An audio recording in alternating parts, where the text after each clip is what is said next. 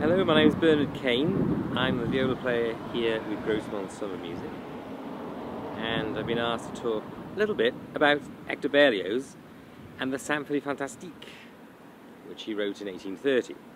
Now, Berlioz is a huge fan of Shakespeare, and there was a company that came into Paris, where Berlioz lived, and they were doing a production of Hamlet.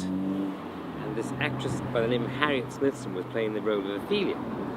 Berlioz became so obsessed with this actress, he kept writing the love letters back and forth to her, and she kept ignoring him, thinking, oh dear, this is this Berlioz that I've heard about, better avoid him. Eventually he said, oh, I've written a piece about you, or a piece that I want to dedicate to you. It's all about you, and that's the genesis of the Symphonie Fantastique. In the actual work, which is 5 movements long, we have this idea of an artist, musician if you will, artist who is in love with this woman. So much in love that he can't stop thinking about her. And Berlioz introduces an idea we call an idée fixe, a fixed theme, which is this sort of ba-da-dee-dee, ba-da-dee-dee-dee-dee, da-da-da. It's a theme that goes throughout all 5 movements. And in each movement, there are different characteristics that turn out. The first movement, he starts dreaming about her. He has these passions. He goes in and out of sleep. He can't get it out of his mind. In the second movement, he's at a ball. There's dancing going on. All of a sudden, she appears again. In the third movement, there's a scene in the fields. Shepherds calling each other.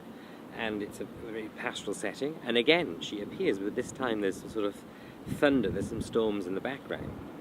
In the fourth movement, he's so obsessed, he's so in love with her that he wants to commit suicide, so he decides to overdose on opium. He doesn't take enough.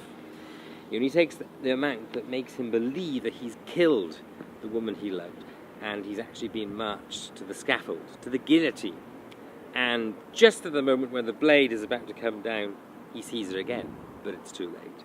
Graphically, Berlioz depicts the blade coming down and the head going into the basket. Very grotesque.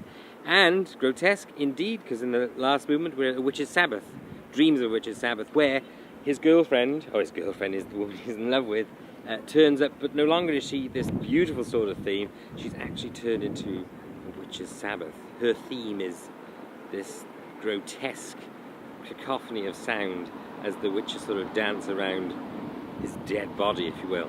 So basically, I think she did go to the premiere and wasn't too impressed with it. They did get married, but they had a bit of a tumultuous relationship. They ended up divorcing, but I believe they're buried together in Montmartre Cemetery. So it's an incredible piece. It's originally written for many players, around 90, and trying to play it with 7 is very demanding, especially because it's such a long work. But it's wonderful. It has such flavour, such character, such an amazing story.